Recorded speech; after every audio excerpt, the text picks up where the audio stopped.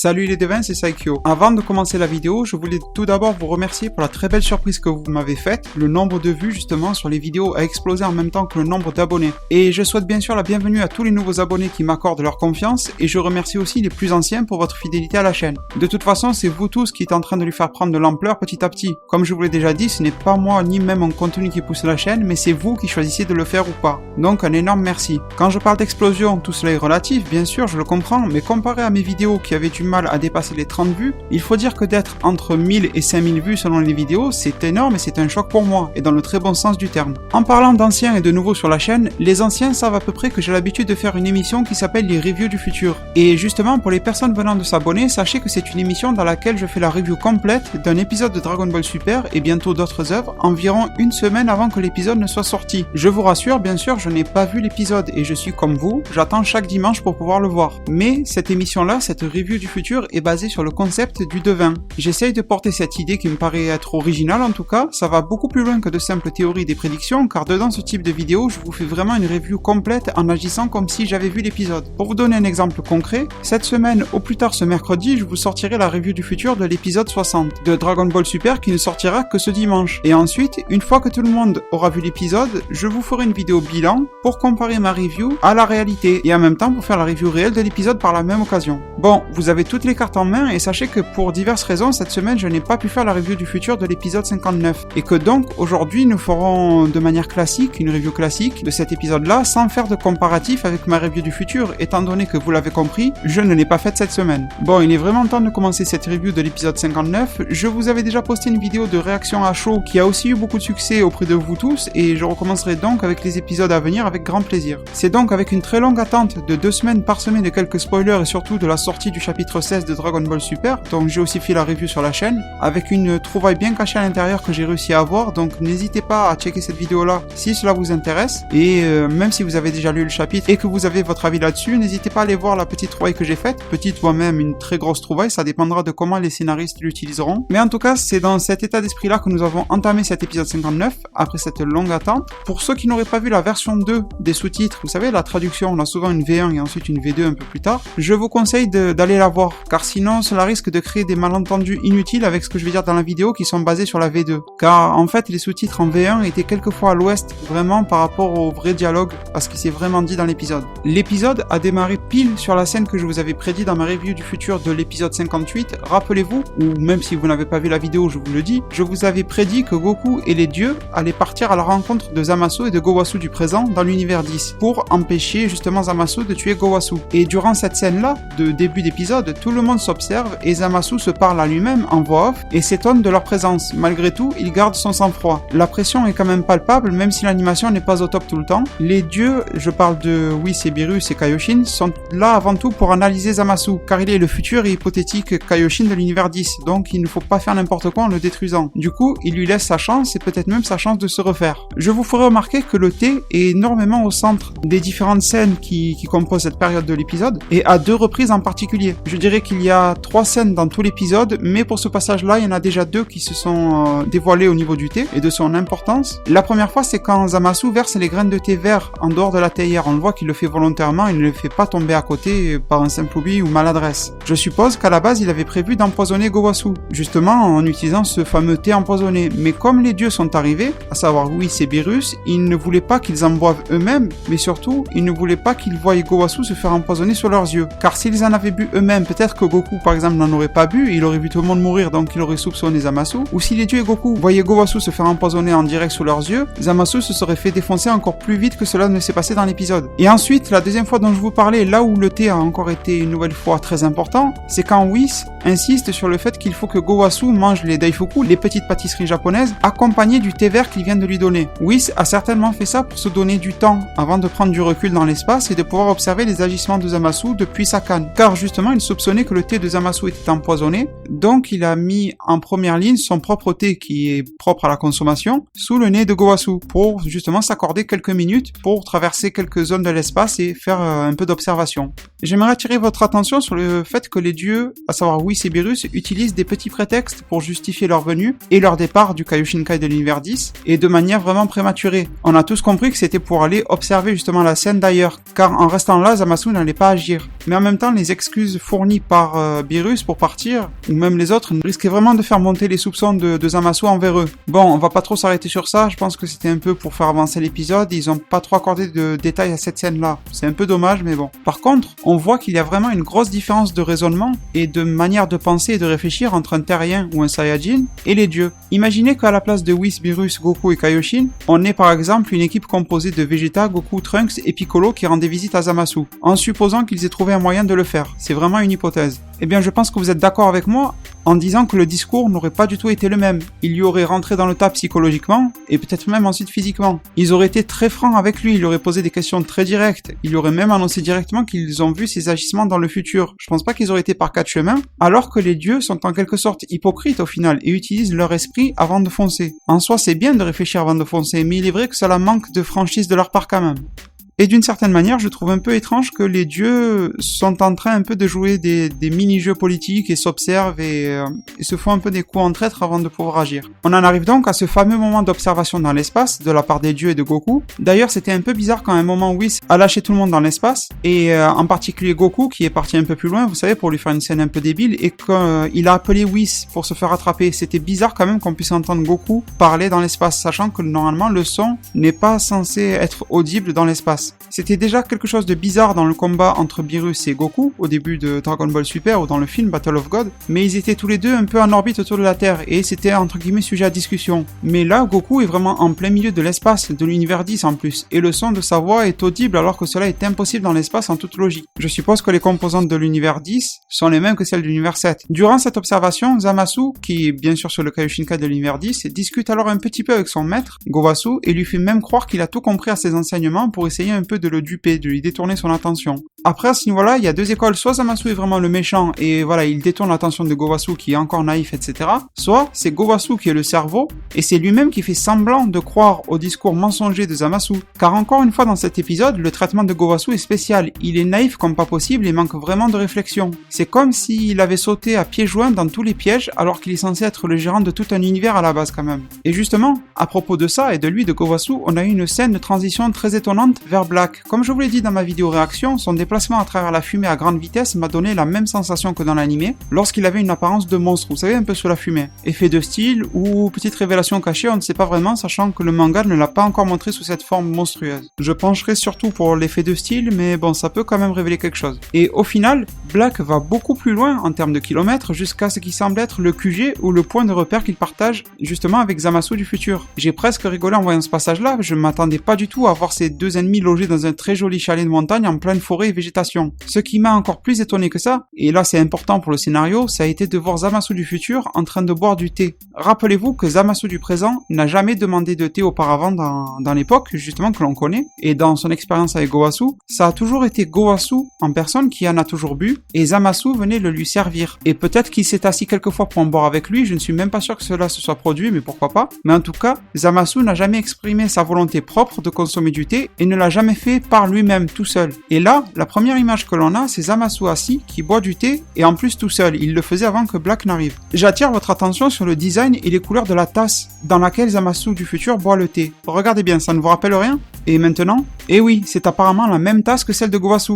Et honnêtement, franchement, je ne pense pas que Zamasu soit devenu une sorte de fétichiste des tasses de Gowasu après l'avoir tué. Oui, il arrive que dans une œuvre ou même dans la vraie vie, le tueur s'attache à sa victime après le meurtre, mais déjà, ça ne ressemble pas à l'état d'esprit de Zamasu du présent, et surtout, ça deviendrait un peu sadique comme délire quand même, surtout dans un dessin animé. Donc je pense encore un petit peu plus, on va dire, que Gowasu est le cerveau de l'affaire et serait en possession du corps de Zamasu du futur. Après, comme je vous l'ai dit dans ma vidéo sur l'origine du Kid Black, il a pu par exemple diviser sa propre âme, je parle de Gowasu, et insuffler une part de sa propre volonté dans le corps de Black. En gros, la partie principale serait dans le corps de Zamasu, et une part infime qui représenterait à peu près sa volonté serait dans le corps de Black. On pourrait aussi imaginer une association entre Gowasu et Zamasu, de l'une ou l'autre des timelines d'ailleurs, et Gowasu serait en possession du corps de Zamasu, tandis que Zamasu lui-même aurait pris possession du corps de Goku. Que pourrait-il y gagner au change ? Eh bien, Gowasu y gagnerait un corps de dieu supérieur au sien et bien plus jeune, tandis que Zamasu y gagnerait un corps Saiyajin dont les pouvoirs sont potentiellement illimités, et ils le disent même justement dans l'épisode. D'ailleurs, on passe très directement sur ces fameux dialogues entre Black et Zamasu du futur, qui étaient très intéressants. J'ai l'impression que Black, en fait, est en train de prendre un peu la grosse tête depuis qu'il est en train d'acquérir des pouvoirs de plus en plus grands de la part du corps qu'il possède, et surtout depuis qu'il a mis une raclée un peu à Goku et Vegeta. Il est certain, il le dit, de pouvoir tuer Goku la prochaine fois qu'il le rencontrera, qu'il se battra avec lui, et Mirai Zamasu lui fait comprendre de redescendre un peu sur Terre et de profiter de l'occasion pour améliorer ses pouvoirs, issus de Son Goku à la base, et de se les imprégner au plus profond de ses os, car il dit de ne pas oublier qu'ils ont besoin d'un potentiel illimité pour arriver à leur fin. C'est un peu comme si Zamasu était le maître et Black était un peu l'élève, un peu la relation entre Gowasu et Zamasu. Cette notion de potentiel illimité me renvoie encore une fois vers l'idée de défier tôt ou tard Zeno, et donc ses gardes du corps et même le grand prêtre, c'est presque sûr. Zamasu nous fait comprendre par son discours que leur plan est loin d'être fini, alors qu'on avait l'impression qu'il touchait presque à sa fin. De toute façon, si l'on y réfléchit bien, le plan de Zamasu s'appelle le plan zéro mortel. S'ils veulent qu'il n'y ait plus aucun humain ou mortel dans l'univers ou dans le multivers, peu importe, il faudra tous les éliminer, c'est sûr. Mais pour qu'il n'y en ait plus vraiment, il faudra aussi empêcher la création des suivants. Et si les dieux restent en activité, y compris Zeno, il y aura donc toujours de nouveaux mortels qui apparaîtront. Voilà pourquoi il faut aussi s'attaquer à la source même pour ne plus avoir d'humains nulle part, si c'est vraiment son objectif. À la suite de ça, Black reste encore très démonstratif et se transforme en Super Saiyajin rosé. Encore un peu comme s'il voulait amuser la galerie, il prend vraiment le melon de plus en plus et j'ai l'impression que ça risque de créer un conflit plus tard avec Zamasu du futur. Zamasu s'est peut-être donné une couverture justement en demandant l'immortalité à Super Shenron. Dans un premier temps, une sorte de première couverture pour ne pas être affecté par Zeno peut-être. Cela reste à débattre, mais on ne sait pas qui de Zeno ou de Super Shenron a les pouvoirs ultimes. En toute logique, ça serait Zeno, mais étant donné la description qu'on nous a fait de Super Shenron, ça devient difficile à déterminer. Mais ensuite, la seconde couverture pourrait être aussi dans le cas où Black deviendrait incontrôlable. Surtout si Zamasu habite le corps de Black et que Gowasu habite le corps de Zamasu, alors il saurait très bien que son apprenti est un peu faible d'esprit et peut laisser ses a priori l'emporter sur sa raison. On a ensuite toujours des focus qui sont faits sur la Time Ring et les Potara pour nous montrer que ce sont des indices cruciaux. Après, quel type d'indices et pourquoi et comment, cela reste soumis au jugement de notre esprit, un peu comme d'habitude. Avant d'en terminer sur cette scène, il ne faut pas oublier le passage très important, là où Zamasu soumet l'idée à Black d'invoquer lui aussi, et je souligne bien le lui aussi,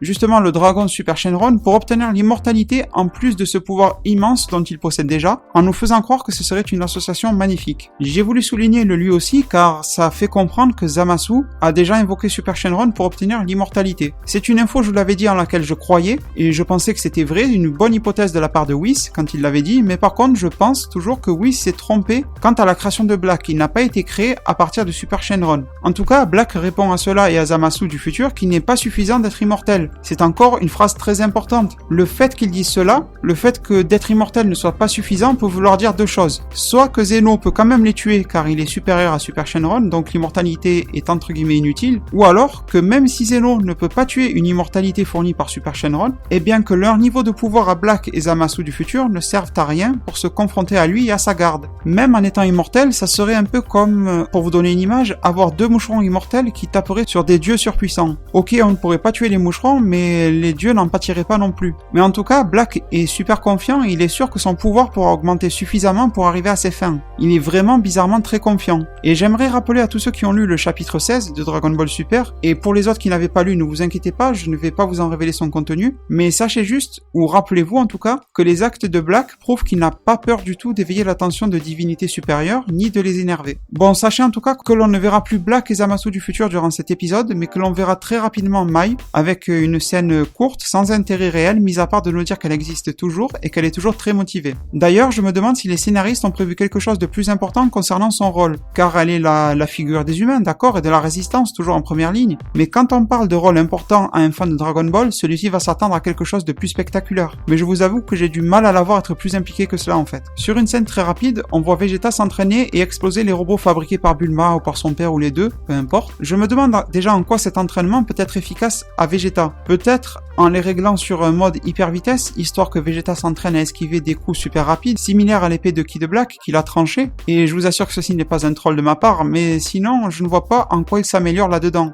Et tout aussi brièvement, on voit Bulma faire en sorte de réparer la machine à voyager dans le temps, ou du moins de la réviser on va dire plutôt. Et elle fait un commentaire intéressant en nous disant qu'elle devrait peut-être changer son métal, pour quelque chose de plus résistant. On a déjà vu ça ensemble dans ma précédente vidéo de réaction à chaud, et sachez que ma conclusion était que l'on aurait peut-être une version 2.0 2.0 de cette machine en métal Kachin pour la rendre quasi indestructible. Le métal que Kaioshin Neptune utilise pour péter la Z-Sword, enfin pour tester les capacités de la Z-Sword. Honnêtement, je n'ai pas envie de m'éterniser sur la scène d'humour avec Pilaf, mis à part sa bande-son, que l'on connaît, mais je voulais vous souligner tout de même qu'elle colle bien à l'esprit du personnage, je trouve, à son corps d'enfant qu'il a obtenu dans cette saga. Et ensuite, la scène entre le petit Trunks et le grand était là, je pense, avant tout pour boucher les trous dans l'animé et aussi pour nous donner une image sympa du personnage, où est-ce qu'il va retrouver sa propre confiance grâce à lui-même. J'aurais adoré, en tout cas, que Mirai Trunks lui fasse sa super transfo au gros muscle, vous savez, le Super Saiyajin Dai Sandankai, histoire de faire peur au petit Trunks. Ça aurait été vraiment très drôle de le voir fuir face à ça. J'ai aussi beaucoup aimé, entre parenthèses, les nouveaux eye catch de l'épisode. Pour ceux qui ne savent pas ce que c'est, je vous les affiche. Ce sont tout simplement les visuels qui marquent la pause au milieu de l'épisode, avant ou après la publicité sur la chaîne de télé japonaise, je me souviens plus si c'est avant ou après. Et on revient à la scène initiale de l'épisode. Souvenez-vous qu'il y avait une coupure, une transition, et on les avait tous laissés comme cela en plan. Et on a donc notre équipe divine accompagnée de Goku qui observe Zamasu du présent et Gowasu au moment du thé. Zamasu, n'ayant pas pu empoisonner Gowasu, va d'abord le distraire en lui disant qu'il a tout compris à ses préceptes sur la justice, justement pour s'immiscer doucement juste derrière lui. Le regard de Gowasu à ce moment-là m'a vraiment intrigué. Je ne sais pas vraiment ce que vous en pensez, mais n'hésitez pas à venir en commentaire me le dire. Vous savez, quand il tourne sa tête et que son regard suit Zamasu, c'était presque comme s'il était suspicieux de quelque chose. Je ne sais pas si ce sont les traits du personnage qui font ça, mais les changements d'humeur chez Gowasu me donnent l'impression d'avoir affaire presque à deux personnes, ou du moins à quelqu'un qui cache sa personnalité. Autant il peut avoir une tête très débile, comme autant il peut avoir une tête très sérieuse et calculatrice. C'est un peu bizarre. Et Gowasu fera même en quelque sorte une petite feinte à Zamasu en s'étouffant avec son Daifuku. Je ne sais pas pourquoi Zamasu n'a pas profité de ce moment-là pour tuer Gowasu encore plus tranquillement justement. Peut-être que Zamasu a eu peur de Gowasu, peut-être que Gowasu est tout de même plus fort que Zamasu, et qu'il avait peur de s'en prendre à lui et de l'attaquer ouvertement. Sinon, au final, c'est vrai, pourquoi chercher à l'empoisonner ou le taper dans le dos si Gowasu est un adversaire facile pour Zamasu? Normalement, si on utilise ce genre de détournement pour tuer quelqu'un, c'est que cette personne-là est plus forte que vous. En tout cas, on en arrive tout de même au moment où Zamasu du présent va donner le coup final à Gowasu. Ou presque, car également, comme je vous l'avais prédit, du moins je suis sûr que je vous l'avais dit dans ma vidéo L'origine du ki de Goku Black, et il me semble aussi dans ma review du futur épisode 58, je vous avoue que des fois c'est compliqué de se rappeler dans quelle vidéo j'ai pu insérer une idée particulière. J'écris beaucoup en parallèle du travail de publication des vidéos que je vous propose, et du coup des fois je m'y perds moi-même. Je commence un peu à comprendre pourquoi Akira Toriyama avouait parfois oublier des passages de sa propre histoire ou même des personnages, alors qu'il en est lui-même l'auteur. Et donc, retour dans le passé de 3 minutes, ce qui laisse peu de temps pour agir, mais Whis dispose d'un gant très drôle en forme de chat. D'ailleurs, en parlant des chats, je me demandais si Zeno n'a pas créé les Akaishin en forme de chat, car il aime lui-même les chats, s'amuser avec, etc. Ça pourrait être un truc un peu comme ça, bien débile, ça ne m'étonnerait pas du tout en fait. Zamasu est bien surpris au moment où son coup est stoppé par le gant et par l'arrivée des dieux et de Goku, et il le sera bien plus quand il trouvera Beerus collé à son dos. Et les devins, même si Beerus était mal dessiné durant cette scène et les scènes qui vont suivre, je les ai adorés aussi bien sur l'ambiance sonore que par les actions et paroles de Beerus. On se croirait presque dans une pièce de théâtre ou un film quand tout le monde pointe du doigt vers le meurtrier pour le dévoiler au grand jour. Et ici, en l'occurrence, on parle de Zamasu, qui va tenter de cacher ses actes et sa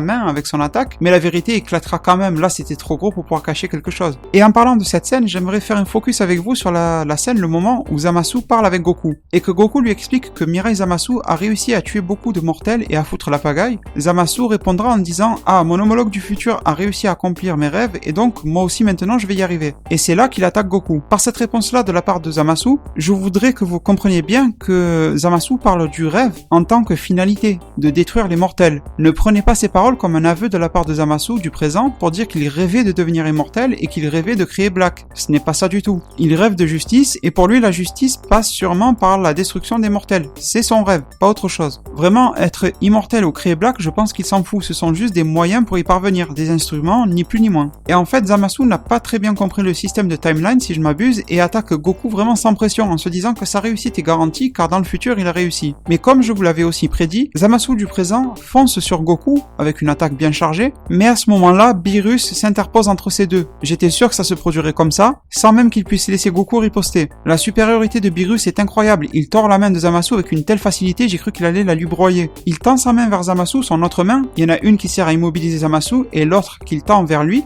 un peu comme s'il allait lancer une vague de ki. Mais en fait non, il prononce le mot destruction, soit Akaishin en japonais, et Zamasu subit une attaque invisible à l'œil nu en fait, qui m'a rappelé en quelque sorte l'attaque purificatrice d'âme de Gogeta, dans le film contre Janemba. C'est-à-dire que Zamasu s'est détruit et désintégré de l'intérieur. Et pour moi qui adore la doublure de Zamasu, pour info c'est le même seiyuu japonais que le doubleur qui double Urara Kizuke que j'adore dans Bleach, ou encore Roy Mustang dans Full Metal Metal Alchemist Brotherhood, pour justement citer ses meilleurs rôles à ce doubleur. Et l'avoir entendu crier avec une voix aiguë quand il se faisait détruire, c'était quand même marrant, surtout pour une voix que je connaissais déjà sur d'autres personnages. Mais en tout cas, pour revenir à l'attaque, c'était comme si Beerus détruisait son âme à Zamasu et ce qui le constitue en tant que dieu. Beerus a vraiment assuré sur son rôle de dieu et était très différent de quand il détruisait une planète sans défense. Je me demande, et je vous pose la question, est-ce que cette attaque pourrait être utilisée sur plus fort que Beerus? Je ne parle pas de plus fort hiérarchique. Exemple, peut-être sur Whis ou peut-être sur le grand prêtre ou Zénon, ça ne marchera pas car ils sont au-dessus de lui. Mais je vous donne un exemple qui ne se produira peut-être jamais. Si Végéto venait à être créé et arrivait et devenait plus fort en puissance brute que Beerus, qu'il le surpasse vraiment au combat, Beerus pourrait-il tout de même détruire Végéto aussi facilement qu'il l'a fait sur Zamasu? C'est possible, car ça a l'air d'être un pouvoir assez particulier en tout cas. L'intégralité de cette scène est pour moi une preuve du fait que Goku, et même les autres, sont très loin d'être au niveau de Beerus, aussi bien sur ses capacités sensorielles que sur des pouvoirs concrets, la force brute. Sur la fin de l'épisode, comme je vous ai dit tout à l'heure, le petit Trunks et Mirai Trunks se réconcilient et le jeune homme du futur retrouve sa confiance. Ça tombe bien car Goku et les dieux, sauf Kaioshin, sont tous de retour. Whis leur refait le coup de les larguer au sol pour qu'ils s'écrasent. Je pense en fait que c'est une blague qui se répétera souvent dans l'anime. Et je vois bien Goku et Beerus anticiper cela la prochaine fois et essayer de se protéger l'un derrière l'autre un peu comme un bouclier. En tout cas, ça peut être marrant comme gag à voir, je pense. Et sinon, Beerus annonce fièrement que Zamasu du présent est détruit et qu'il n'y a plus de danger à craindre et que même Black serait détruit. Trunks et Bulma lui répondent que non, car les timelines existent indépendamment. Et pourtant, Beerus affirme que si un dieu tue un autre dieu, et retenez bien ces informations-là, du dieu qui tue un autre dieu, l'espace-temps tout entier sera modifié, certainement en supposant que Zamasu devrait être détruit dans toutes les timelines, y compris celle de Trunks. Et l'épisode se termine ainsi sur cette période de doute et à la fois de soulagement partiel de nos héros. Je ne vous ai pas trop parlé de l'esthétique de cet épisode et je l'ai trouvé très moyenne, sauf peut-être le passage avec Black et Zamasu que j'ai bien aimé, et aussi le Super Saiyajin du petit Trunks qui était pas mal, les plans étaient bien choisis et plutôt bien dessinés. Je mettrai un 20/20 à la bande-son utilisée durant le moment où Beerus a détruit Zamasu du présent. Et après, pour le reste de la bande-son, tout n'était pas de ce niveau-là bien sûr, mais les musiques d'ambiance faisaient tout leur travail et c'est l'essentiel. Je vais maintenant passer à la preview de l'épisode 60, mais je ne vais pas le faire de manière complète, sachez-le. Je vais le faire assez rapidement comparé à d'habitude, car vous verrez, il me sera plus pratique d'en parler dans ma review du futur de l'épisode 60 plutôt que ici. C'est pour cela que je ne vais même pas faire état des paroles de Goku en cette preview, je vais juste me focaliser sur ce qu'on a vu. Mais disons que ce qu'il apparaît principalement dedans, cette preview, c'est que Black et Zamasu sont toujours là, car nos héros retournent à leur rencontre et le combat s'engage une nouvelle fois. Si Zamasu et Black sont là malgré que Zamasu du présent a été détruit, cela peut être dû à 3 raisons. La première, c'est que l'immortalité octroyée par Super Shenron à Zamasu du futur l'empêche de subir tout simplement les effets de sa destruction dans une autre timeline. Car en toute logique, Super Shenron est supérieur à Beerus. Mais en contrepartie, ça n'empêche pas Mirai Zamasu d'en ressentir les effets secondaires, je dirais. Ça se pourrait. Il se pourrait vraiment qu'il soit affecté, bien qu'il puisse continuer d'exister et d'être vivant. Ce qui me mène à vous poser une autre question. Si Zamasu du futur venait à sentir les effets de la destruction de Zamasu du présent par Beerus, par je ne sais quelle manière, d'après vous, est-ce qu'une fusion avec Black le dégagerait de tous les problèmes, étant donné qu'il ne serait plus vraiment Zamasu mais un nouvel être? C'est quelque chose à laquelle j'ai pensé, mais je ne vous dis pas que ça va se passer comme cela, c'est juste une petite idée un peu spéciale que j'ai eue et dont je voulais vous poser la question, tout simplement. Sinon, la deuxième option, justifiant le fait que Zamasu du futur soit vivant, serait peut-être que Zamasu du présent est toujours vivant, tout simplement, et allurerait tout le monde, y compris les dieux. Car au début de la discussion, il est très suspicieux de la présence de Whis et Beerus, souvenez-vous, dans sa tête il se dit « se pourrait-il que ?» 3 petits points. En voulant dire « se pourrait-il qu'il m'ait démasqué ?» Et pourtant, il a continué son meurtre. Moi, si Whis et Beerus étaient venus me voir de manière suspecte, j'aurais reporté mon coup à sa place. Et peut-être alors que Zamasu du présent avait compris ce qui se tramait autour de lui, et a fait croire qu'il portait lui-même son coup, alors qu'il a utilisé une sorte de leurre, qui s'est fait détruire à sa place. Ça serait drôle parce que Urara Kizuke dans Bleach aimait bien utiliser des leurres, des sortes de clones de son corps, et si Zamasu qui a la même doublure faisait un peu la même chose, ça serait un peu insolite. Car en fait, souvenez-vous, il y a un passage que l'on ne voit pas dans l'anime entre le moment où Whis et les autres quittent le Kaioshinkai de l'univers 10 pour se rendre dans l'espace. Il y a un creux de quelques minutes, et on ne reprend pas la scène directement, on n'est pas en train d'observer Zamasu et Gowasu durant ce temps-là. Zamasu aurait pu facilement prétexter avoir oublié quelque chose, n'importe quoi, du sucre pour le thé, peu importe, et se rendre dans le palais et échange sa place avec une pâle copie de lui-même, qui se fera détruire et lui pourra prendre la fuite, car la scène de destruction de Zamasu était quand même très rapide, sa scène de mort était vraiment très rapide. Ce qui nous ferait donc un Zamasu à la fois vivant dans le présent et donc vivant dans le futur. Et enfin, la troisième option, c'est que Zamasu du futur ne pourrait être qu'une enveloppe corporelle possédée par quelqu'un d'autre. Bien sûr, j'ai en tête en priorité Gowasu, mais on peut aussi penser à ce que vous voulez, un Makaioshin pourquoi pas. Et ça pourrait même justifier le passage dans le chapitre 16, et là, attention, je vais être obligé de le spoiler un peu, donc revenez simplement 30 secondes plus tard, j'ai 2 phrases à dire, donc je vais être très rapide. Voilà, vous appelez la vidéo de 30 secondes, et vous arriverez sur la suite de ma review sans spoiler, ne vous inquiétez pas. Donc, dans le chapitre 16, au moment où Black observe le combat de Dabura contre Trunks, et donc ça pourrait justifier ce fameux passage du chapitre 16, où Black observe le combat de Dabura contre Trunks. Je parle de l'option Makaioshin. Car Dabura venant du Makai, si c'est un Makaioshin qui occupe le corps de Zamasu, et où Black, il aurait pu pousser facilement la rencontre entre Dabura et Babidi. Ce n'est qu'une hypothèse. Mais sachez en tout cas que je privilégie la piste Gowasu. Avant de se quitter, je voulais vous dire un truc important, c'est que je travaille actuellement sur un concept d'émission qui je pense est tout à fait original sur YouTube. Je ne l'ai pas vu, en tout cas original dans le secteur du manga animation, ou même film, série, etc.